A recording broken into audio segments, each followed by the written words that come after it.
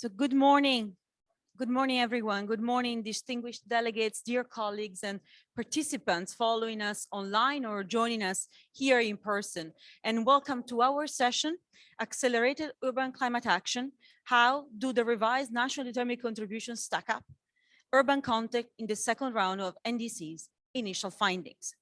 My name is Giorgia Rambelli. I'm the coordinator for climate policy and energy governance at the European Secretariat of ICLE Local Government for Sustainability. And it will be my pleasure to chair and moderate the discussion of today. The session today is organized by UN Habitat, the United Nations Human Settlement Program, with the support of the European-funded project Urban LEDs, developing low-emission strategies in emerging economies, jointly implemented by UN Habitat and ICLE. And it takes place in the Multi-Level Action Pavilion, right in the heart of COP26, the United Nations Conference on Climate Change here in Glasgow. So as part of the Paris Agreement, countries are to develop and submit new or to update their climate plans, their nationally determined contributions, or NDCs, as we call them for short, at least every 5 years. Today, some 115 countries plus the EU27 has submitted new NDCs targets to the UNFCCC Secretariat. In addition to these targets, NDCs and related climate policy offer a wealth of information on country strategy and on their priorities in addressing the issues of climate change, including specific sectors. This includes, of course, the urban sector, and within it, in particular, how do we want to shape the future of sustainable urbanization? So with this in mind, UN Habitat, together with the University of Southern Denmark, SDU, has released a comparative analysis, review and analysis of the first initial batch of NDCs for the urban content. And this was already published in 2016. Now, with the most recent submission of the new NDCs, UN Habitat and SDU have now kicked off a new process, a new phase into their analysis for urban content within these new climate policies. So following an initial global review, as well as an in-depth trial review of key climate policies in selected countries, including Colombia, Philippines, and Rwanda, today's session will look into the next step and will take us through the next stage of the process. So in today's session, we aim to discuss the provisional methodology and initial findings with the counterparts, partners, and a broader community in the heart here of COP26. We also aim to have several rounds of discussion. And through these rounds of discussion, we will have the opportunity to explore the reviews, the provisional methodology, as well as the initial findings, and to share feedback. We will also discuss partnerships to further advance the current and present analysis, with the final aim to support member states in implementing their planned action in the urban sector. Finally, we will discuss and explore other opportunities for climate action in the urban sector and the support available via this process that we are discussing about right now, and a number of other ongoing initiatives. And we will also hear highlights of urban aspects of the NDCs and climate plans in a number of member states. So to join me in the discussion and to bring forward our agenda today, I have a number of speakers that will be here present on stage throughout the different rounds of discussion. So I will be joined by Dr. Robert Sangori. He's the Assistant Director for Urban Development and Head of Urban Land, Environment and Safeguards and Climate Change of Kenya.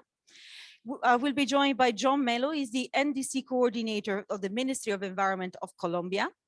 I will also be joined by Bernard Bath. He's the Climate Change Coordinator at UN Habitat. And by Professor Nicola Tollin, is the University of Southern Denmark Professor for Urban Resilience. I will also be joined by Amanda McKee. She's the Deputy Director for Knowledge and Learning and Head of Climate Action Enhancement Package in the NDC Partnership. Online, we will have the pleasure of being joined by James Werner, is from the UNDP. And then finally, last but not the least, very soon, we will be also joined by Jorn Verbeek. He's the Head of Research and Innovation at the Global Covenant of Mayors for Climate and Energy. So quite a number of distinguished speakers. They will be sharing their thoughts and their insights. And of course, we also want to hear your thoughts, your questions, and your insights. So I would also like to welcome our audience in the room, of course, to ask questions throughout our rounds of discussion. And the people that are following us online can also participate into our conversation by using the details that you will find directly on the platform and the slido.com setup that we have prepared exactly for you to be able to join us in this conversation. So I would like to now get started with our conversation by inviting immediately to the floor Dr. Robert Sangori here to join me, and also by inviting me to join me on stage, Mr. John Mello. So please take your seats with us. It's a great pleasure to have you both here, Robert and John. So thank you for your time.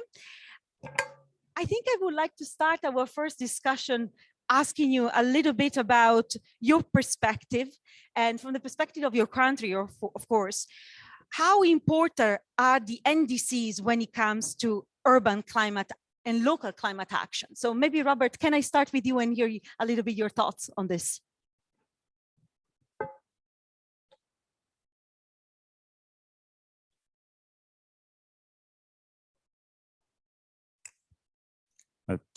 Thank you. And thank you for inviting me to stage.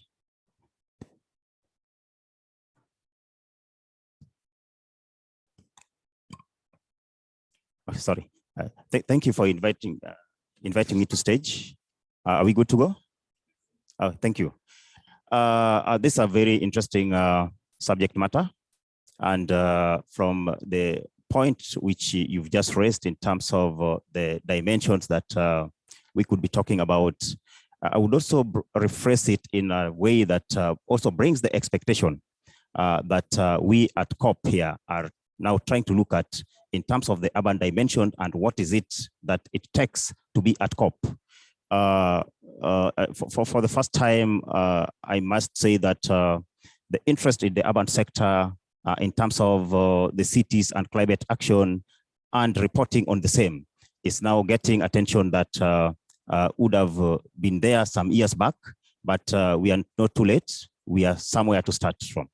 So in my perspective, I would say that the perspective of the urban dimension are critical at this stage. And as we get out, as we came to COP, and probably as we get out of COP, we are really looking forward to get with something that then takes us to mainstream, have urban dimension mainstreamed in the discussions of climate change.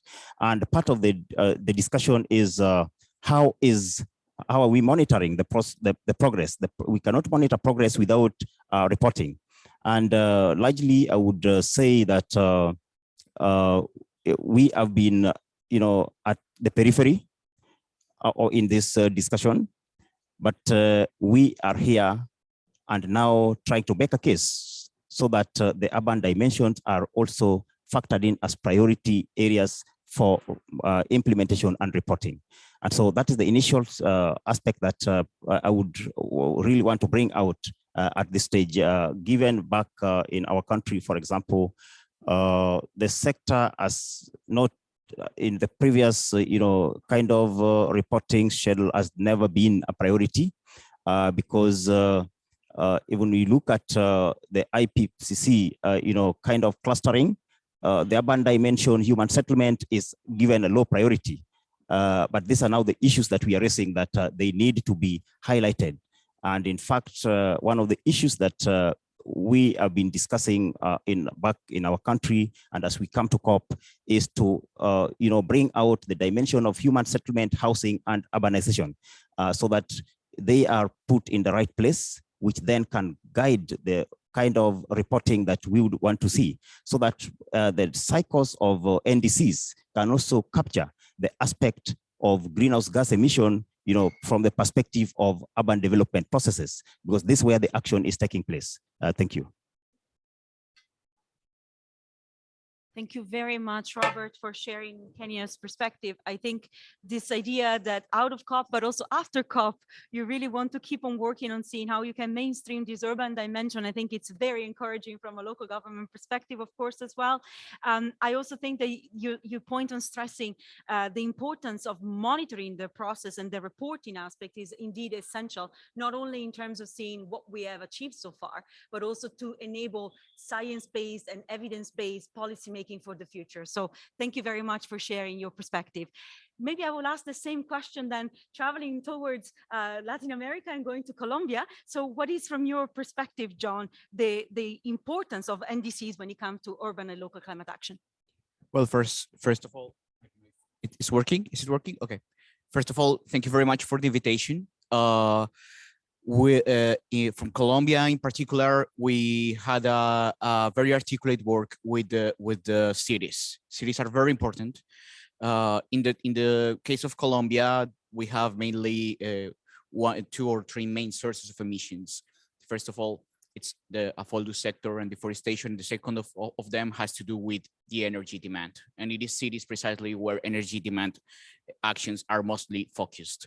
During the process of updating our NDC, we try to bring something different to the usual method of construction and NDC. That's why we, apart from having some specific goals for mitigation, adaptation, as well as mean of implementation, we have a portfolio of specific actions that include the responsible cities, companies, or ministries who are the head of their sectors and that are going to implement those measures. So during the construction of our NDC, we included city-specific measures. So you will find about 5 cities and 13 provinces that had made specific commitments in terms of mitigation and also adaptation. So that's the first thing. We, from the very beginning of updating our NDC, we did it along with the cities, along with the mayors, along with the governors. And we are right now in the process of having more and more cities, more and more provinces to this process. Right now we have a total of 196 specific actions, both in mitigation and adaptation, as well as means of implementation. Many of them are, 89 of them are specifically from territories, and many of them are from urban areas. So for example, Bogota has made the intent to reduce its emissions. Our capital city has made the intention of reducing its emissions compared to a business scenario by 50% by 2030.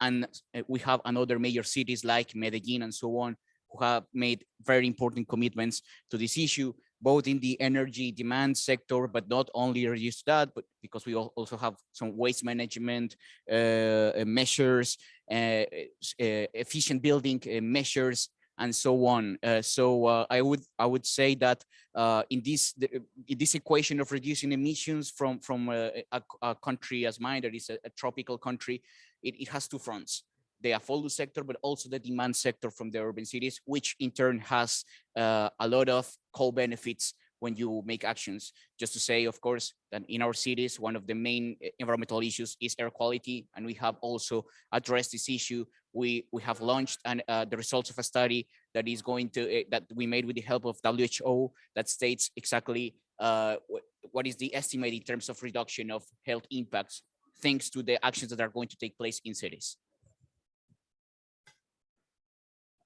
Thank you very much for your overview and for zooming in a little bit in what the process has been looking like in Colombia, John. I would like to remind everyone online that, of course, you are free to post your questions. We will have these two speakers in particular with us for a little bit longer, so please do not hesitate, even here in the room, to raise your hand should you have any questions.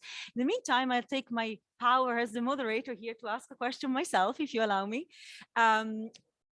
You spoke about the revision of this process and the idea of continuing mainstreaming local government and urban sector issues within the revision of your climate policies and of your NDCs. Is there any specific challenge that you have encountered and that you managed to also overcome in this process? That would be my first part of the question. And the second part of my question would be, what would you recommend to someone that is thinking about establishing a process like the one that you have carried out in Colombia, for example, but also, of course, from the experience of Kenya? So I don't know who wants to start.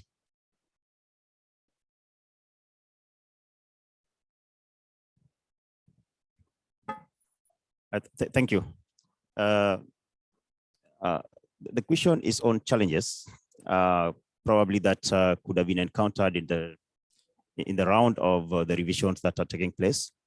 I want to report that in the current round of course, the revision that that has taken place, Kenya revised its NDCs from 30% to 32%. And that's part of what I mentioned at the start, that initially the urban dimension has not been fully mainstreamed in this process. So I would say that this part of the challenge, and it is out of this that I mentioned and still mentioning that it is part of a process that we are working towards. And it also largely revolved around sensitization, sensitizing our negotiators in terms of understanding the aspect of the urban dimensions, that it is also critical that as a sector, the urban space, of course, with the diverse nature of the urban space, which then integrates almost everything, right from transportation to buildings to the various economic livelihoods within this space. But then again, in terms of making sustainability, having sustainability mainstreamed along this development is a critical thing. So part of the solution to the challenge is sensitization of the key negotiators in this front to understand the perspective of the urban dimensions in the revision of the NDCs, largely as a process. So that understanding by the people is part of the challenge that we are talking about. But we are having breakthrough because the various discussion that has been going on. This is a process that we are then ensuring that people understand it. So we are not yet there as we speak, because the latest revision has not, from our perspective, has not captured what we desire, but we are making it understood that it is significant that it is understood, so that from the South, we also have this perspective of the urban dimension as a critical aspect of the NDC formulation and reporting process. Yes, to that point for now. Thank you. Thank you very much for stressing the importance of the process and the ongoing improvements and cycles that need to, of course, take place in order to continuously get closer to your vision and to your objective. I think that's essential, of course. I don't know, John, if you want to share something also from your perspective. I would say that typically from a planning perspective or the classical planning perspective, at least in my country, the things have been viewed always like by a two-sided Colombia, let's say, an urban Colombia and a rural Colombia. But I would say that there are about more than 100 Colombias, because each one of the micro regions has its own issues. Each one of the big cities has their own issues. And I think that it is very important that we can capture the needs and the possibilities and the actions, not from a top-down perspective, not like, hey, I'm going to make the NDC, so this is what you have to do, but rather the other way around. It is more like, please, we have developed our climate change laws and governance in such a way that each one of the cities and each one of the regions make their own studies about what are their priorities in terms of climate change. And then from that, they establish an action that we have established. It is the climate management regional plans. And we have as many plans as regions there are in the country. So when we started updating our NDC, what we did was just reviewing those processes, validating some additional issues with each one of the counterparts. But mainly what we did was taking the view from the perspective of each one of the regions. So I think that that's one of the challenges, like avoiding that impulse to make everything top down and imposing measures, but rather receiving the feedback from the cities. I would say that another challenge that I think that all countries face is that, of course, NDCs are framed in a time frame that not necessarily fits the time frames of governance. So we make commitments for the upcoming governments to meet. And that happens everywhere. And I think that's an issue that all of us share. And of course, we need continuity And we need governments that don't come and want to erase everything that was done before. And third, just to be more specific about the challenge, a specific challenge, when I think, for example, in my city, in Bogota, it's how to convince people to move towards public transportation. I think that one of the main measures, of course, it's to get more people moving public transportation. There was a mayor in my city that used to say that a rich city is not a city where everyone has their own car, but rather where everyone uses public transportation regardless of their income. And that's a big challenge for us. And I think that that's something that requires investment, planning, time, to be able to have a public transportation infrastructure where everyone wants to go in. Please go ahead, Robert. Thank you. There's a point that I also wanted to raise, but maybe it could come later, but I can bring it at this stage, which is also part of challenge.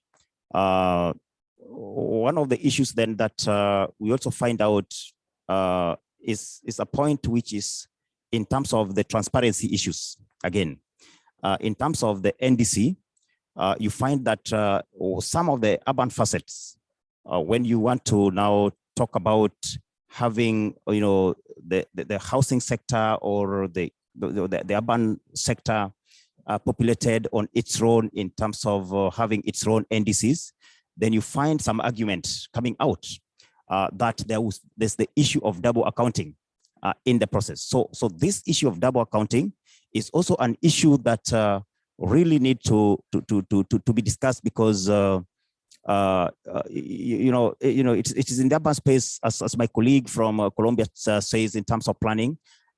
In our case, you will talk about like we have four.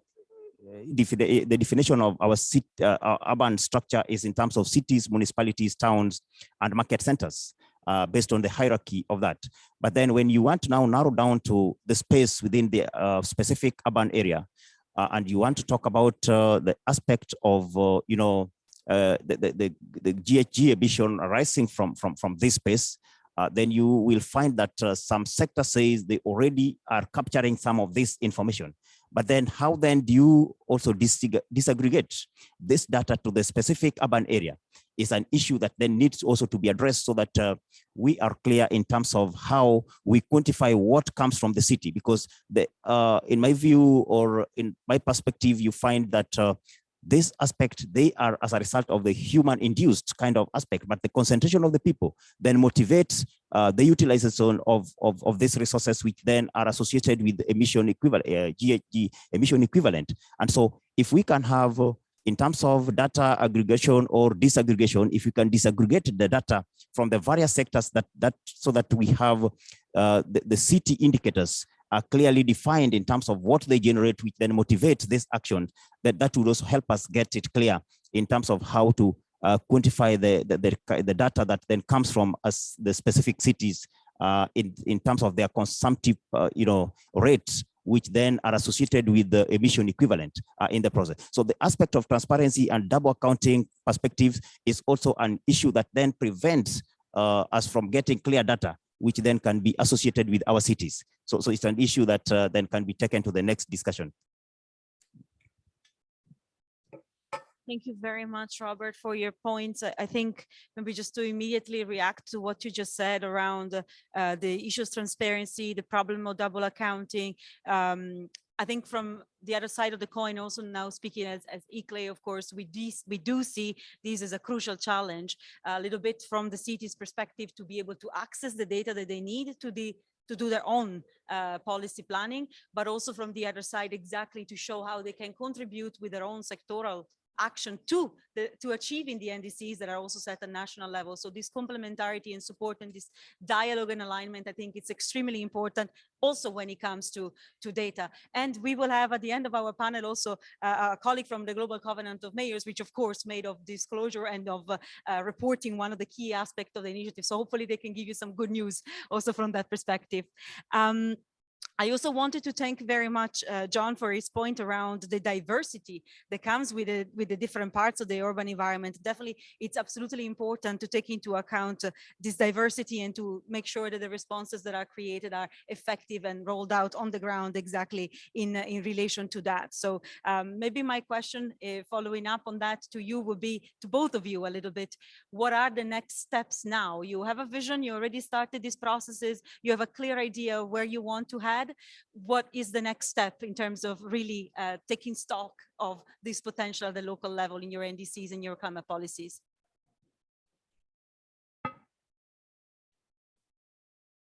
Well, facing one of the challenges that I mentioned in my previous intervention regarding that there is no articulation between the time frame of an NDC and the time frame of our governance.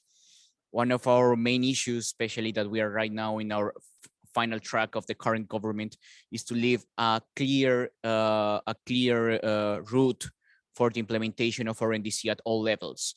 So in our NDC, we have defined specific measures, we have defined a portfolio, but not right now we want to go very into detail, like zooming in and specifying which are the necessary steps, which are the possible blocks that we are going to find, what are going to be the possible sources of financing, what are going to be each one of the steps, so we can compromise the cities and leave a roadmap very clear for the future governance and mayors. That's one thing. I think that's one of our main priorities, because they are going to receive an NDC and they're going to say, what is this? So we want to have that the legacy of this government, one of the legacies of this government, has to be a clear path towards implementation of our NDC at all levels. So we are doing that for the 5 cities that we have right now on board on our NDC, as well as for our 13 regions in the country, as well as for companies, because we also have companies joining in our NDC. So if you read our NDC, you're going to find that this company specifically is going to do this and that, of course, with all the challenges that my colleague has just mentioned in terms of transparency and avoiding double accounting, that we are working on it. So that's one thing that has to come also, how to avoid double accounting. So of course, we have created a set of rules, how to homologate the emissions from different sectors, and we're right now working precisely in getting to know which of the measures from specific territories are included within some national wide planned measure, and which ones are differential, so we can decide whether to submit or not, to add it or not. So that's a very technical process, but that is necessary in terms of transparency, that is necessary for us in terms of giving the correct information and the not only for the Colombians, but also for the international entities and all the funds that we are looking right now for, because we are going to, of course, we are going to need resources to do that. So we are going to work on that. We have been working a lot, and we are going to keep continuing working on capacity building. I think that compared with what we had 5 or 6 years ago, we are way better in terms of more people in general. I think that everywhere in the world, more people know now what is climate change about. But we have a lot more to do. So I think that we have to work a lot more in education, a lot more in capacity building. We have to go and train the technical staff from governances, from mayors and so on, for them to get to know, to identify which is the correct course of action.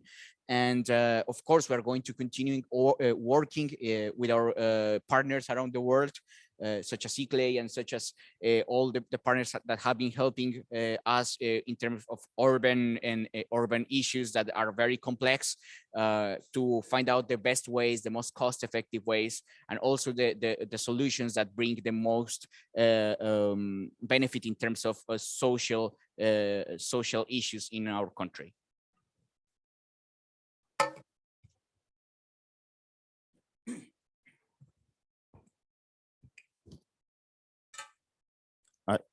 Thank you.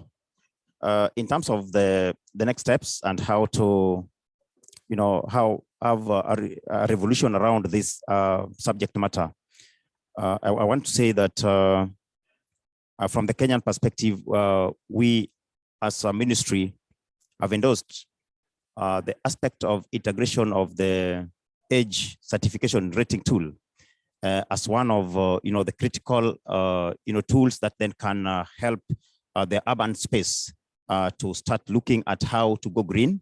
And by going green, then it means we are able to have this discussion taken to the next levels. And so that will be a critical aspect if, for instance, in terms of how we design our human settlement within the urban space, which then integrates, the green building aspects in terms of the designs, natural lighting, related kind of, infrastructure, the issues of, having NMTs, the non-motorized transport integration within our urban space. So all these put together would then have a good starting point in terms of how we make a contribution in our urban space and, of course, in the relation to the subject matter. The other issue in this case is you recall in 2019 during the Climate Action Summit, one of the initiatives that was launched was the Building Climate Resilient for the Urban Poor, which Kenya was co-hosting with Turkey. And it is an area that we are also working with UN Habitat to see that the Building Climate Resilient for the Urban Poor initiative is implemented. And allow me just to mention that within this framework of the Building Climate Resilient for the Urban Poor, one of the components, the key components that we narrowed down around was in terms of the hotspot mapping of the, the vulnerable urban areas.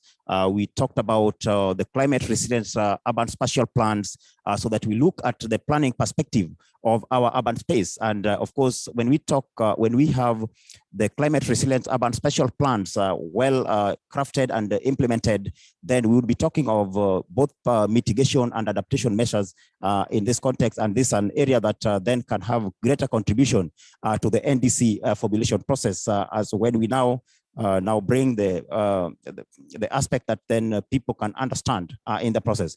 The only challenge that arises out of the planning process is that getting the right tools to now quantify if CTA probably as formulated climate resilient urban spatial plan.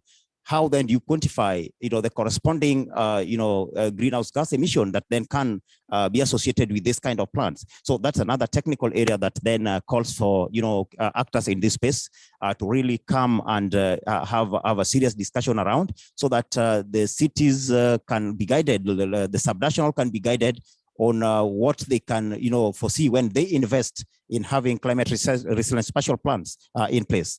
The other aspect that I wanted to talk about from the Kenyan perspective is that we are rolling out the Kenya, urban resilience program, which then would integrate most of the issues around the resilience of our urban space, just to revolutionize the sector in that perspective. The last aspect that I really want to talk about is also in terms of sensitization and capacity building. Allow me to say that when we had our new constitution in 2010, the local government structure was like dismantled, and it is now we are at the process of recreating our urban institutions. So we are supporting the subnational, the county government. Remember, we are having 47 county governments, which then have several urban areas, but we are helping capacity building them in terms of creating the establishing the urban spaces in terms of the municipalities, the towns, in that prospect. So as the new institution come on board, the urban boards, we are capacity building them in this front to ensure that they also move towards a resilient pathway in the development trajectories that they are taking. So those are some of the issues that then we are taking forward and moving with. Thank you. Thank you very much to both Robert and John for their views. I think the positive thing is that it sounds like we are all moving in the same direction, and I can confirm that from cities and local government perspective, of course, we are ready and stand ready to work, of course, with you to unlock all of this potential and to see how we can better integrate and implement our action together. So thank you for the great work done so far, and of course, ready to continue working together on this in the future. I would like to propose a big round of in-person and virtual applause to our speakers. Thank you. Thank you. Please hang around if you can. We will try to see if we have more time for question and answer, but now it's the turn to invite my second round of panelists. Thank you very much to both of you once again. They will be joining me on stage. I already introduced them, Bernard Bach from UN Habitat and Nicola Tolin from University of Southern Denmark. They will be presenting to us a bit about this study and this white paper that is framing the background of this session. So without any further hesitation, I would like to give the floor to Nicola. Thank you very much for the kind introduction, and good morning to everybody.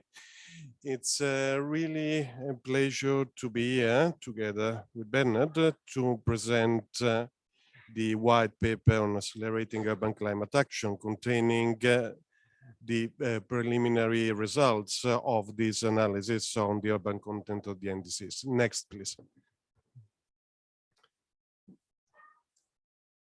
Next, please.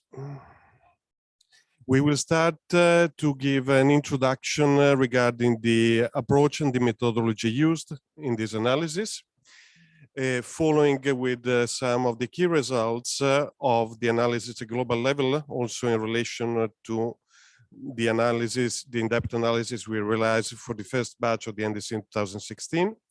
And then I will leave the floor to Bernard to continue introducing the results of a pilot for an in-depth country analysis, key findings, recommendation, and also way forward. Next, please. So the Accelerator Urban Climate Action white paper, it's meant as a step in a longer process to discuss some preliminary results about the urban content of the NDCs. It's been realized by UN Habitat and University of Southern Denmark. It springs out from an in-depth analysis realized at global level for the first batch of the NDCs. That was realized in 2016 and published in its final version in 2017. It offers, next please. This preliminary analysis was realized in the past 6 months. It's not a complete and full analysis as we realized in 2016, but it gives just a sense of what is the trend and the direction, and also give us the possibility to explore also more in-depth and nuanced type of analysis at country level.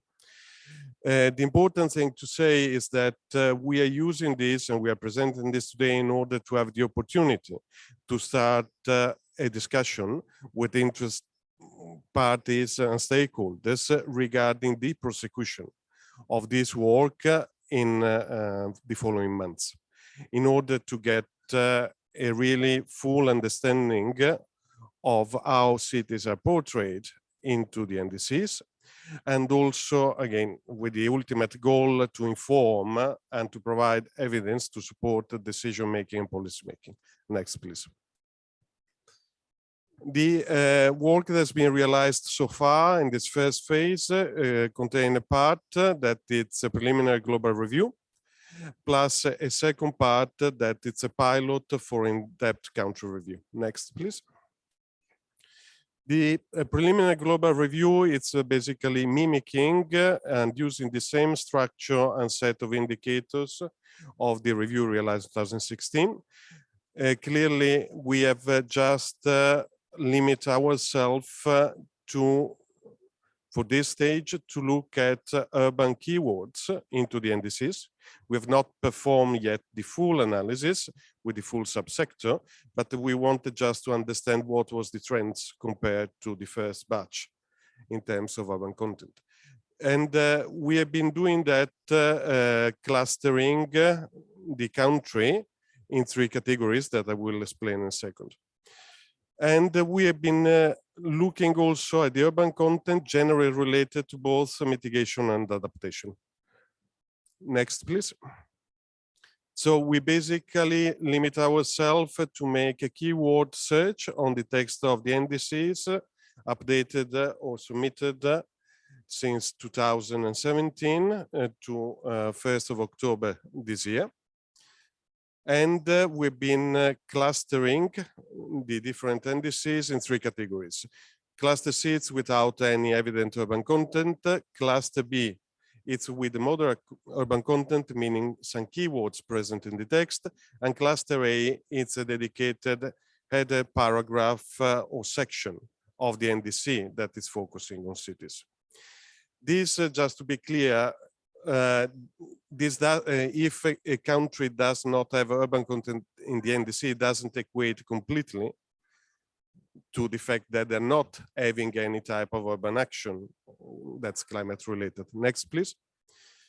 For that reason, this year we decided to pilot also more nuanced in-depth analysis at country level, where we're not limiting ourselves to look at different subsector challenges and opportunities in relation to adaptation mitigation in the NDCs, but we are utilizing the same methodology in order to analyze other climate policies at national level. This in order to have a better understanding of the correlation between the NDCs and other urban policies, the correlation in between urban challenges and responses, and the correlation in between adaptation, mitigation, and relative co-benefit. Next, please. We've been piloting these in 3 countries, namely the Republic of Colombia, the Republic of Philippines, and the Republic of Rwanda. And we've been looking at specific subsector that you can see in the slides, both referred to mitigation and adaptation. And we've been clustering the content we found in strong explicit urban content, where there is a direct explicit urban mention in relation to specific sectors, or moderate when, for example, there is a generic mention on transport, but the country presents a strong concentration of population in urban areas, then we consider that as an implicit reference to urban content. And looking again in challenges and responses and this type of correlation. Next, please. So here and next, please. I would like to just give an highlight of some preliminary result that we found. So first of all, compared to the 2016 analysis, we have an increment in NDCs with urban content. And particularly, we have an increment of NDC with strong urban content. The NDCs that are having a dedicated chapter, section, or paragraph in relation to urban issues. Next, please.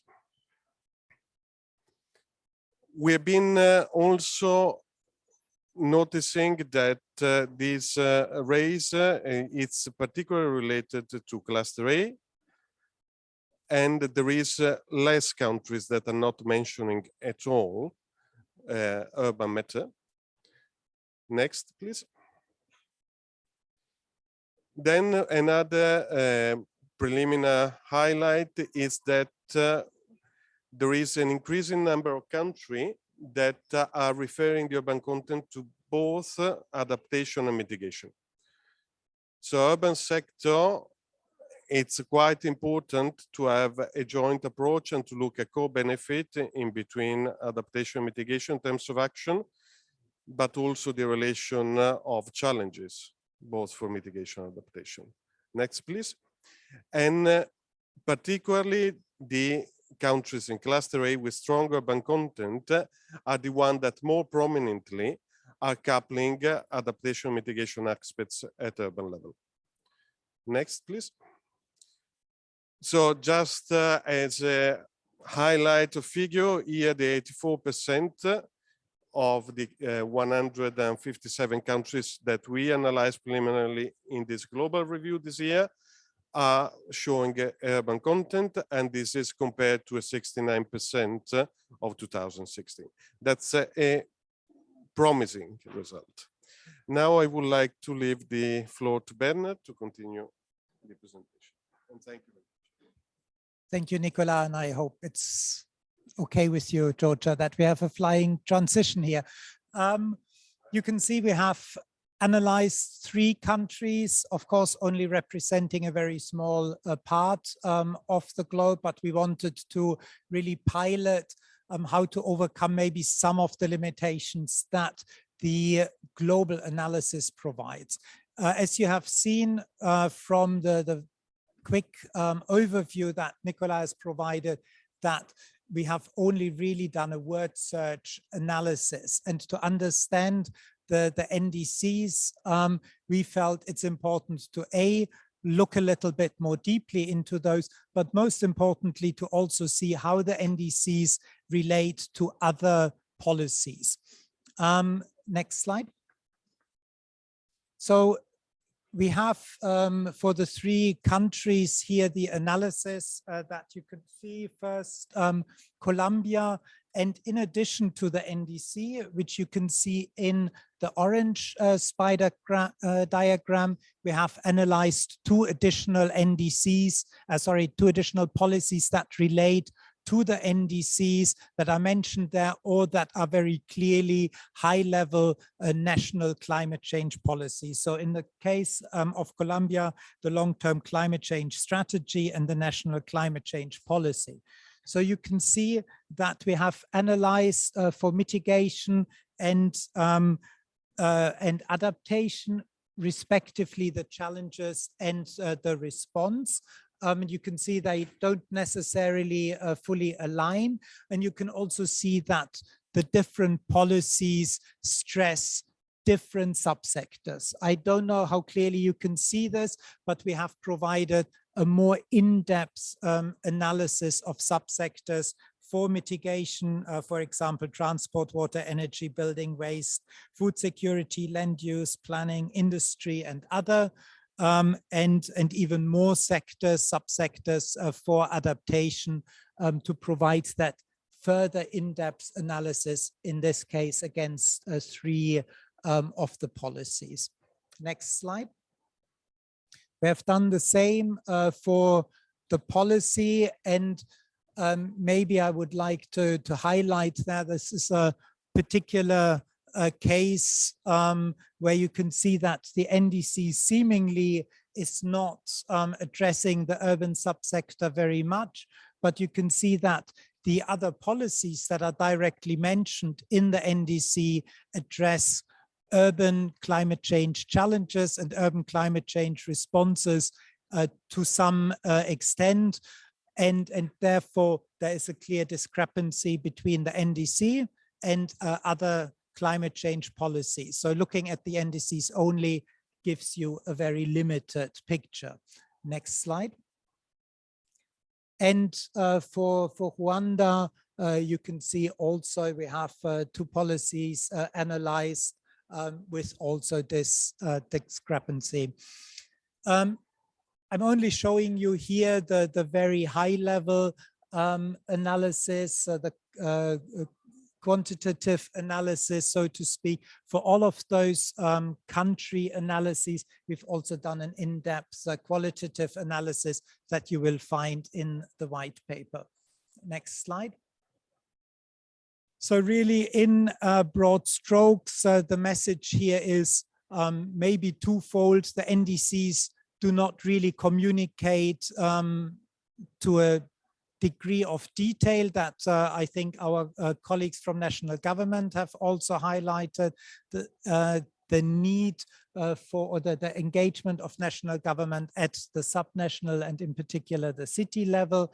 And of course, there are other policies that supplement the NDC. So with that, to the next slide, we'll just quickly summarize some of the key findings. You'll have them here. I'll go through those quickly in the interest of time. You've seen there's a significant increase in NDCs that address the urban issue. I think this is good news. In particular, I would like to highlight that the cluster A countries have increased from 16% to 45%. So I think this is really the big jump that we see here.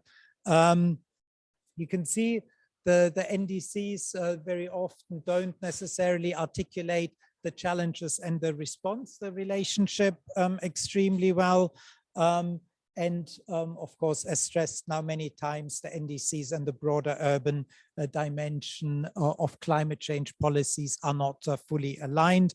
I think more analysis is probably needed, but the sectoral analysis also provides immediate entry points for further discussion at the national level. With that, let me jump to the recommendations on the next slide.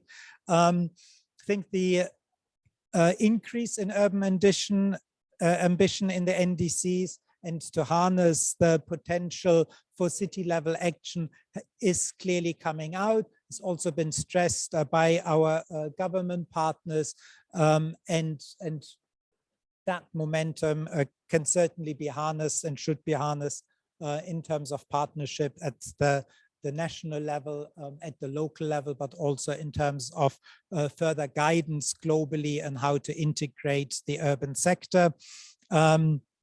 And I think what we also, of course, want to highlight is the need for policy coherence to advance this conversation.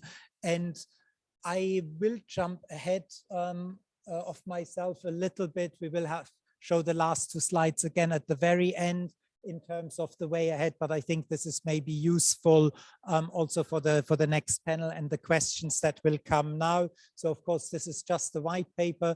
We want to discuss with you, with partners, the methodology. Does that make sense? Does it need to be enhanced? But of course, we also want to go deeper in terms of really the policy analysis and the messaging coming out of this. So we really want feedback there and build partnerships around this. And then the very last slide that I will just, we will just flash here quickly. The white paper that's now been mentioned often, you'll find that here as a draft, and comments can be sent to this email address, and we'll put that up later again. But back to you, Georgia.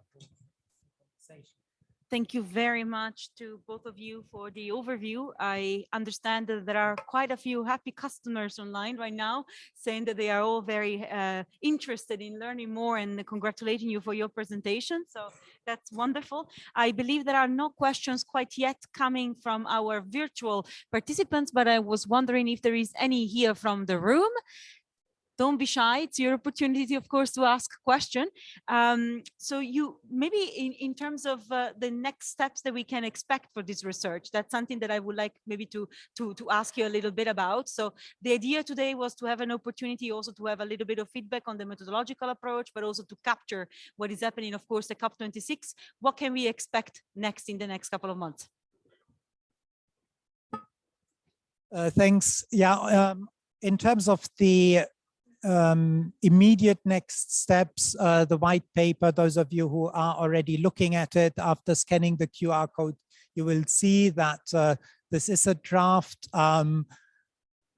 If you look at it from a positive perspective, it's really at a stage where I think everyone hopefully still feels very much invited to contribute to that in terms of inputs on the methodology as well as the overall analysis. We hope to have a next version or a real good version 1 by the end of the year.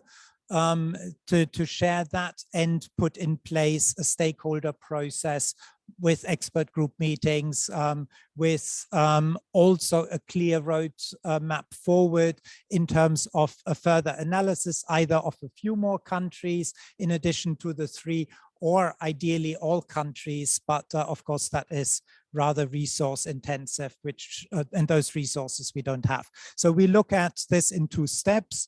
a good next draft within the next 2 months, and then hopefully a final version by the middle of next year. Thank you very much. So while still waiting for questions, I again will take the liberty to ask one myself.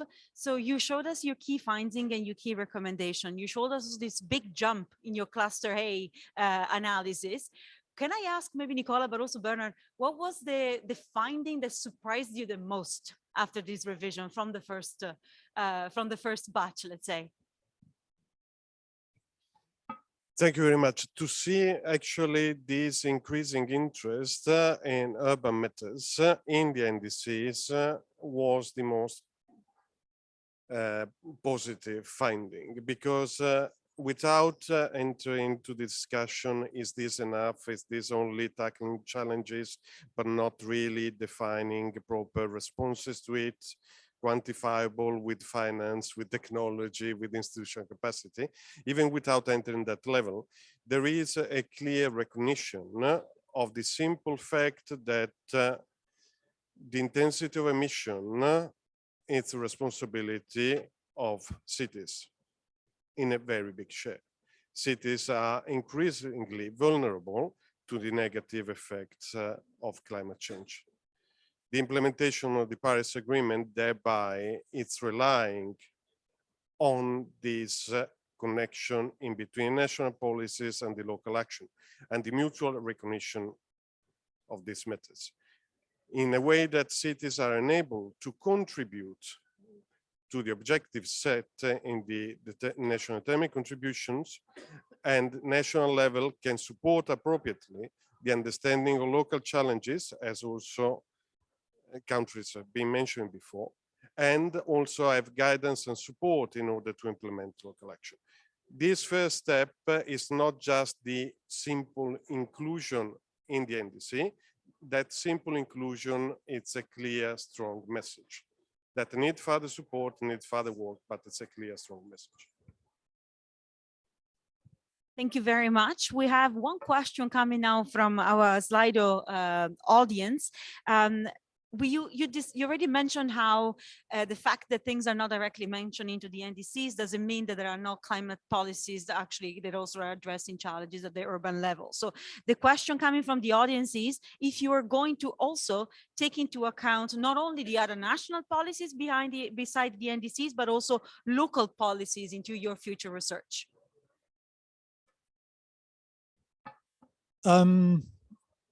That's certainly a question that we have grappled with, where to draw the line.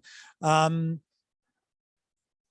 conclusion in a very broad sense has been the more policies we include, the less meaning the overall picture has, right? Because we will expand in most countries the spider web to everything being addressed. And then the message of where the gaps are will not probably be so easily articulated. I think we will stick to the national climate change policies, also not go into the urban policies as that higher level analysis. But of course, will if we go deeper into the country analysis, do a scan of other policies to provide a little bit that context and to make it very clear that this is not a judgment on the policy framework in the country. It is maybe an analysis in terms of how countries from their climate change policies communicate the urban dimension, the urban analysis and the urban action. And so for us, that's to retain that is very important. And of course, we also want to continue highlighting, as was mentioned a few times, the importance of NDCs for the national reporting. So that message needs to be retained, the importance of the NDCs. So it cannot just be supplemented with other policies. And of course, the NDCs are critical for resource mobilization and partner mobilization. So we do want to keep that, that high level in place in terms of the visual analysis and supplement it a little bit with the qualitative analysis. Thank you very much. Looking at the room, there is a question. Sorry, you have to wait for me to move.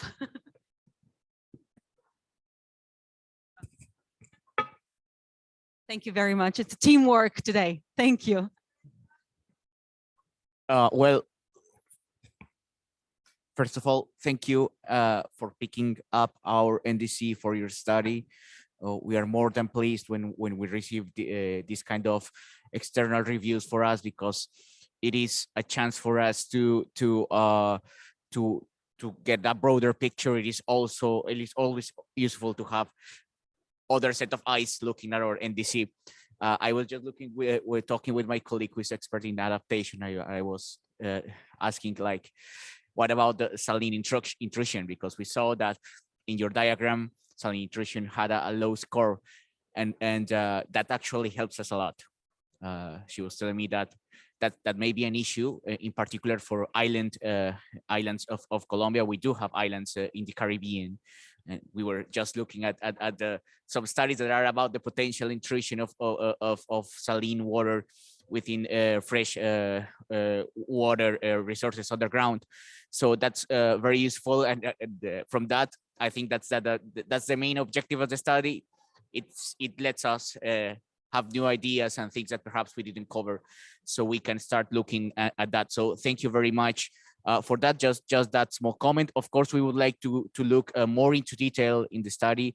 So of course, we are open if you deem it feasible to look at the details, to have with to have a review with the technical team, so we can find possible solutions. Our NDC is dynamic. It is not something that is written in stone, so we can have better issues to try to cover, perhaps some aspects that we didn't put the necessary attention to it. So just to say thank you, and that we will look forward to look into more detail to the study. Thank you. I believe we have one other brief comment. Thank you, and thanks for the good presentation that you have just introduced us to. My question to our colleagues and panelists is, in terms of the incremental percentage of as the graph goes up in terms of the countries that are reporting NDCs from the urban space. At the 84%, did you have an analysis of how this fare on in terms of the developed versus the developing and LDCs, so that we know which region is reporting more and which region is lagging behind, and what intervention then can be proposed to support the regions which probably are lagging behind in terms of this reporting process? The next question also is in terms of the databases. Did your study also look at the existence of databases from the urban, perspective from the countries which are reporting in the process? Thank you.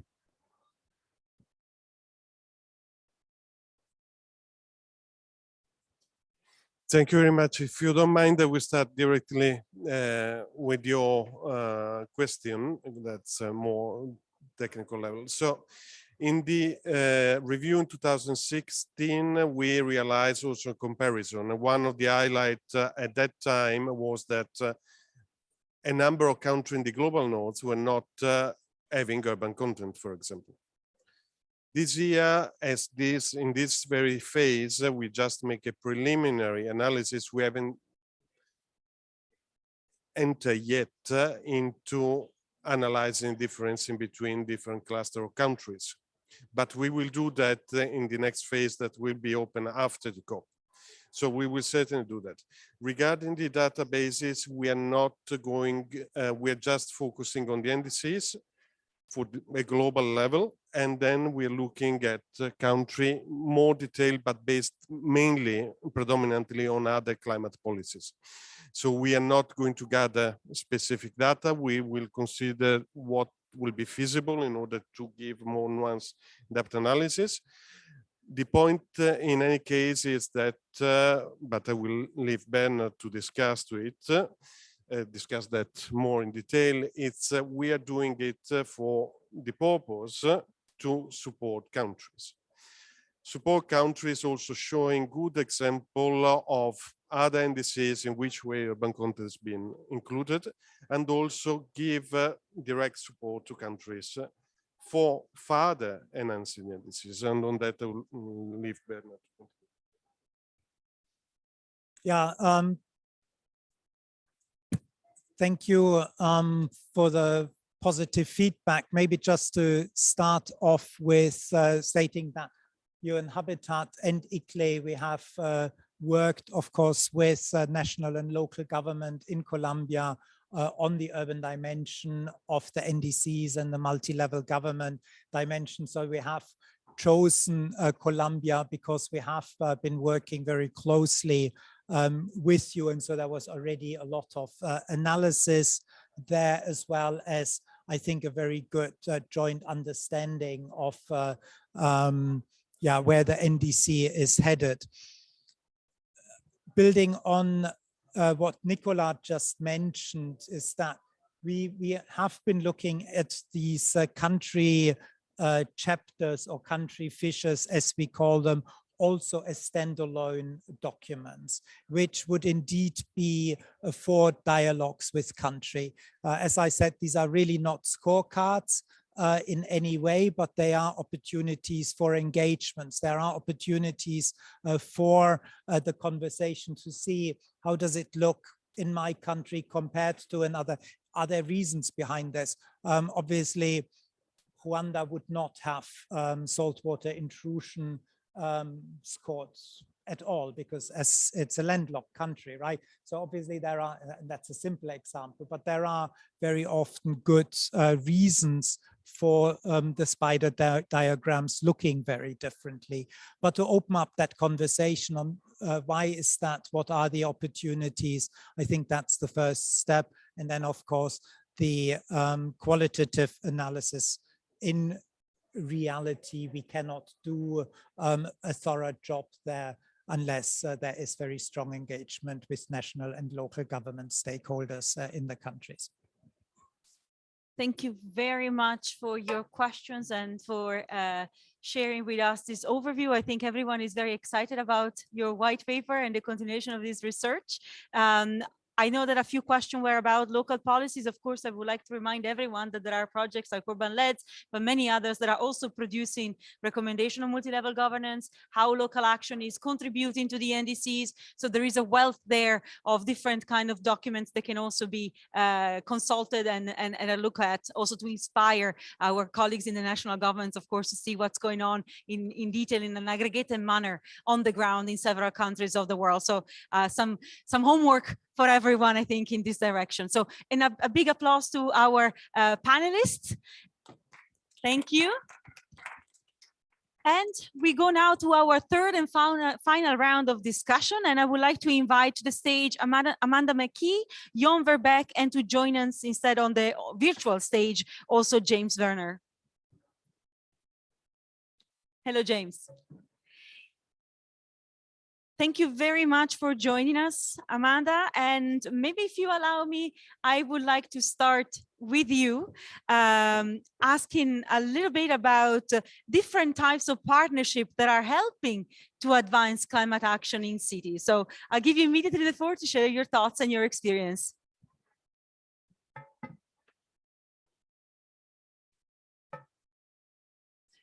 Great, thank you. And so I'm here today with the NDC partnership, and we are a global collaboration of institutions and countries helping countries to implement and increase the ambition of their NDCs.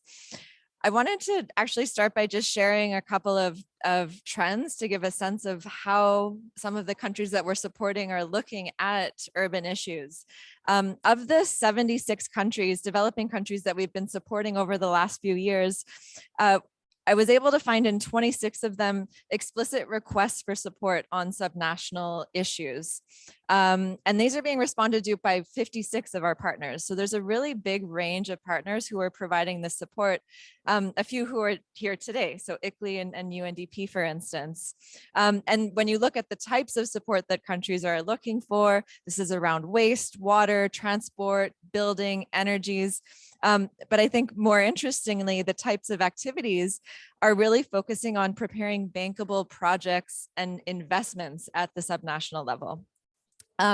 We've done some analysis specifically on the countries we've been supporting on the NDC update process itself. So this is a subset of 67 countries. And we've found that really, as countries are updating their NDCs this round, they're not just focusing on raising their ambition, but they're focusing on making NDCs that are more robust, more inclusive, and have a focus on more localized NDC implementation, really with enhanced country ownership at various different levels. So looking at those 67 countries, we were able to see actually 4 key support needs for implementing NDCs in the urban context. And I wanted to just go through those 4 and give a few examples to illustrate. So the first one is really around planning for the localization of NDC targets. So supporting countries to prepare actionable plans to translate national commitments into more granular targets that can actually be implemented at the local level. So for instance, in Nepal, with support actually from UNDP and from Climate Analytics, the government has been convening multi-stakeholder provincial level consultations to inform stakeholders about the NDC and gather inputs on how to localize the NDC implementation. In Rwanda, through another partner, the Global Green Growth Institute, they've been working with 6 cities in developing sustainable city action plans. So there's a lot of work on actually taking those targets and translating them at the local level. The second area of support is really around capacity building. And this is actually more of the technical support that we see countries requesting. So mobilizing financial and technical assistance to address gaps in things like developing GHG inventories for cities, or tracking NDC action at the urban level with national MRV, building from national MRV systems. So ICLEI, for instance, is working in a number of countries on this issue, looking to actually strengthen the technical capacities that regional or local officials have so that they can develop these inventories and that these local and regional governments can start to engage with national governments. The third bucket is on financing and projects. And here we see the importance of resource mobilization strategies so that cities and regional governments can actually access the finance to implement their actions. So in Pakistan, again, with support from UNDP and with WWF, the government has been carrying out stakeholder consultations throughout 4 provinces and 2 regions to put together a pipeline of projects that could contribute towards NDC implementation. And then just the last trend that I wanted to mention is around the social inclusion, particularly around elements of gender and youth. We see governments taking more inclusive consultation processes, considering the distributional aspects of their NDCs. And so Indonesia is a great example of this, where with support from GGGI, the country has been looking at linking their NDC with their long-term strategy and has really focused on the socialization of the document and ensuring that not just at the national level, but local level, stakeholders are aware of what the NDC is and what it means to them so that they can engage in the implementation. So I'll leave it with those examples. I just wanted to give a flavor of the type of support that's coming through the partnership and how this can support with I guess the movement from the paper of the NDC to the national level and all the way down to the local level. Thank you very much, Amanda, for the overview. I think I really liked your way of phrasing this type of support provided and the work that is being done in particular around enhancing ownership of the NDCs across the level. And I think even the fourth, let's say, focus that you put forward on this social inclusion and gender dimension, it's actually remarkably interesting, in addition, of course, to the discussion around creating pipelines, which is absolutely a key element when it comes to accelerate implementation and not only targets for climate action. So thank you very much for that. And I would like now to give the floor to James. We already heard the name UNDP mentioned a couple of times. James, can we have a little bit your take on how partnerships are mobilizing to support local climate action? No, super. Thank you very much. And my apologies for not joining you in person. To echo some of the sentiments that Amanda just mentioned, it's critical that we fully capture urban cities, urban impacts and implications into NDCs. And conversely, it's also critically important that NDC implementation is integrated into local development plans and strategies. Cities are very much engines of growth, centers of innovation. And with the rapid rise of innovation, of urbanization, this is very much a defining trend of the 21st century, is the shift in urbanization, especially to developing countries in Africa and Asia. And it's also, in addition to considering the opportunities and benefits of urban life, it's also very important to consider poorly planned urbanization and its impacts of not having smartly developed urbanization plans, such as inequality in income distribution and poverty, environmental pollution gone unchecked. And with that in mind, I'll just quickly mention our work with the UNDP, with our UNDP Climate Promise. We are active in 120 countries since 2019 with our support to enhance NDC. So that's the largest global effort to support NDC enhancement.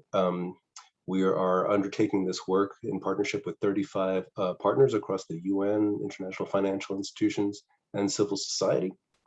And at the heart of our work is very much scaling up political will, societal ownership at the subnational level, access to finance, and increasing technical capacity.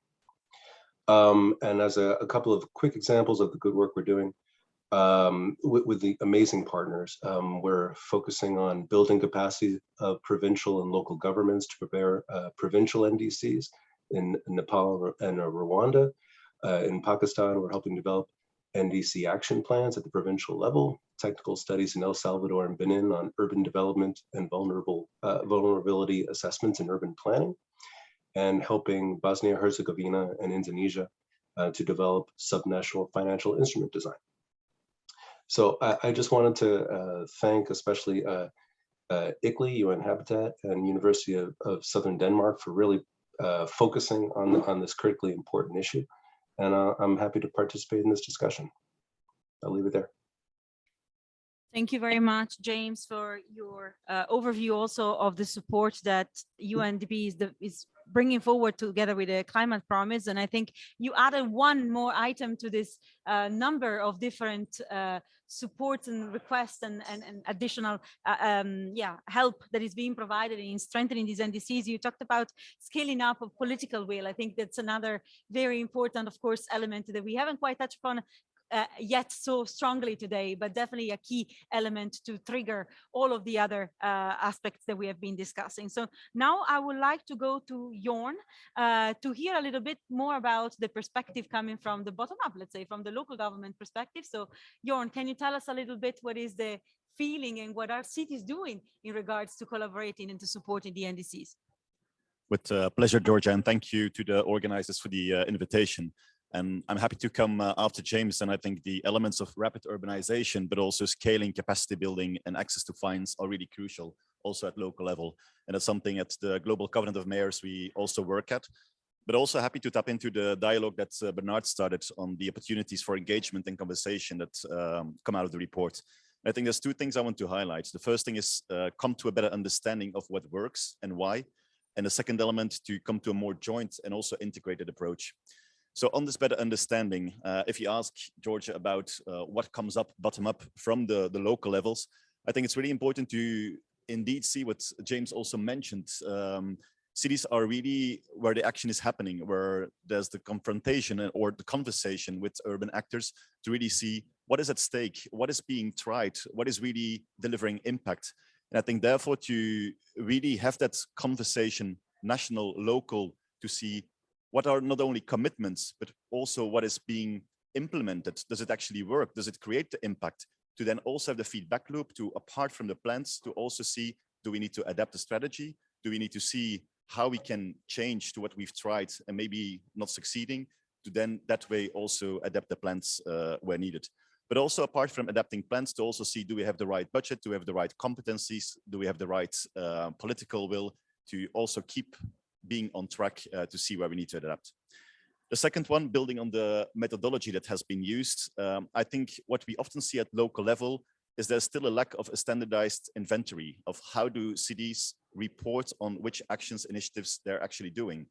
And there we see in a lot of reporting that as in all regions across the world, that they use different wording, that they use a different language and narrative, that it's sometimes difficult to really compare what are they looking at, what are they trying to do, what is the real ambition behind. And I think there, what we've seen the last 2 years, especially due to the pandemic, is also that the narrative changed overall. It's not just longer about mitigation, adaptation, it has really gone broader towards resilience, to then also understand if we talk about NDCs, if we talk about the local level, do we really take into account all the policies that matter, given there are so many intricately linked challenges, to better understand what is the effect of one policy on another, to really, with a long-term perspective, make a change at the speed and the scale that is needed. And I think a last element, why is this standardization, but also this dialogue important? It's to really better point cities, but also national governments to those levers, to those data sets, to those tools that can really make the difference. And by having a better understanding of what we are talking about, to really help them and go towards action. The second part I wanted to discuss is the more joint and integrated approach. I think they're really important to talk about partnerships and to talk about cooperation really as what is the model behind. It's not just about having political discussions. It's really understanding where is the autonomy, who's doing what, and what is being discussed at which level, at which speed, and who's going to take roles and responsibilities. And I think there, especially in urban areas, really important is you have the crossroads of all these different urban actors. It's not just the government level, it's also industry, it's top down, it's bottom up, it's grassroots organization, it's district level action, to really see who takes which role, which responsibility, and how can we bring these commitments really towards a more implementable or operational scale. A second part in that point is to also see if we talk about multi-level coordination, who's organizing that? Who's coordinating the fact that all the actors come together and organize this engagement and this dialogue? And I think they're building on the work that you've been doing. It's really important to see that these initiatives take place. A last element, as there's so many initiatives and commitments around, is also to see how do we make cross-references between all the initiatives. There's a race to zero, there's a race to resilience. There's of course all the cities that committed to the Global Covenant of Mayors to make sure that they can report only once, and that we almost create a one-stop shop to really make sure that we unburden cities and make sure all their initiatives are really aligned in what they want to achieve. And maybe also to just steal a bit of the time, also to announce that on Tuesday, the Global Covenant of Mayors and its regional local contributions expert group are also launching a report on multi-level governments, so this Tuesday. And I want to finish maybe with a more personal note, as I've been working on local government level for many years. I think if we look at the long-term challenge, taking a 2030, but even also a 2050 horizon into mind, then it's also thinking 2050, then we talk about a 30-year period. If we talk about political terms, which of course vary across countries and regions, if we take a political term of 5 years, we're only talking about 5 key decision moments. So apart from the commitments, it's also to understand how do we create and how do we deliver impact to make sure that if we have only 5 key decision moments, not just for commitments, but also for budget planning, for staff capacity, for organizing partnerships, to then understand what are these key things that will allow us to arrive at the speed and scale needed to arrive at climate neutrality by 2050. Thank you very much, Jorn. I think you brought up again this idea of the alignment. We heard about the time frames earlier in our presentation from the colleague from Colombia, but even this idea of aligning the processes and all these different initiatives that are around there, I think that's indeed a crucial and essential part to really optimize the work that we are doing. We are getting close to the end of our session, so I would like to ask both James and Amanda to share a little bit your perspective on the next steps. So you told us what is already that you are being asked to offer, what the partnerships that you're working within are offering. What do you feel the next step should be? So I can be brief, and I think really the next steps are doing more of what has been being done by these international organizations and civil society organizations, really taking the NDC document and ensuring that subnational local governments have the support that they need to implement that. One thing that we've been thinking about, we've had a lot of success in deploying embedded advisory support at the national level to help drive this forward and build the capacity within the government. One thing we're thinking about is whether this type of model might be deployed at the subnational level as well to draw those linkages. So I'll leave it at that. More support, really using the NDC document as that guiding document. Thank you, Amanda. James. Thank you. I'll just quickly add as a final note. As we've seen with the COVID pandemic the last couple of years, around 90% of COVID cases are located in cities. It's really shine a light on the critical nature of having effective institutions at all levels. Policy is often made at the federal level, but implemented at the local and regional level. So it's critical that there is an effective multi-level governance where the expertise is really taken advantage of local governments, of cities. So I am glad to see that analyses like this one by UN Habitat and University of Southern Denmark really helps to spotlight the critical nature of urban content and the NDCs. UNDP is currently in the process of developing the second phase of the climate promise, and I'm glad to say that subnational climate action is one of the core pillars of the upcoming climate promise. So hopefully we'll have more to report on that shortly. Thank you. Thank you very much. So we heard a lot of opportunities here. We have a launch of a report on Tuesday, not to miss, from the Global Covenant of Mayors. We have a lot of activities being implemented and to watch out for, both from the NDC partnership and the climate promise. And we have, of course, the draft of our white paper that will be continuously updated, and it will be probably published very soon in a final version. I don't know, Bernard is as the host of this session, we would like to say one final word. In the meantime, while Bernard joins me on stage, I want to thank all my speakers. Thank you very much for your insightful contribution. And of course, also to the panelists and the audience. Yeah, thank you. And maybe I had promised to put up that last slide again for those who have not had a chance to get the barcode. So if that could be put up. I think we went into this session, of course, expecting a lot of feedback in terms of the policy side of things and partnerships, but honestly, the session went beyond expectations. I think there are so many dots that everyone wants to connect. This study, of course, really we are looking at this from the perspective of providing that broad global analysis and hopefully some country level analysis that then stimulates the policy dialogue. And so in many ways, it's a policy analysis. But clearly,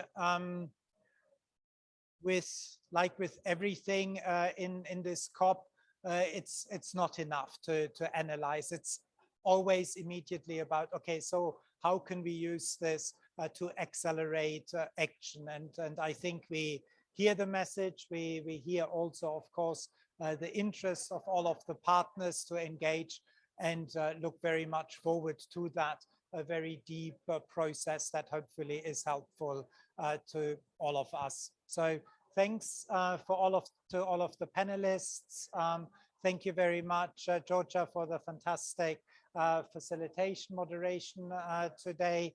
And of course, thank you all for those who've come in person, braving the weather and also the particularly challenging logistics today with the road closures and protests, and of course, all of those that have joined online. Thank you very much.